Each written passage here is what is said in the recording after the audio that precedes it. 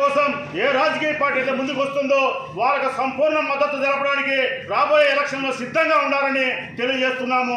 ఉదాహరణగా తీసుకుంటే రాయలసీమ ప్రాంతంలో 54 ఎమ్మెల్యే సీట్లుంటే ఎస్సీ వర్గాలకు రిజర్వేషన్ వర్గాలకు 7 సీట్లు పోతే మిగిలినటువంటి సీట్లలో సగం బీసీలకు రావాల్సి వస్తే కేవలం 5-6 సీట్లు మాత్రమే ఈరోజు రాయలసీమలో బీసీలకు ఉన్నాయి. ఇటువంటి అంశం చాలా సంవత్సరాల నుంచి కూడా కొనసాగుతుంది.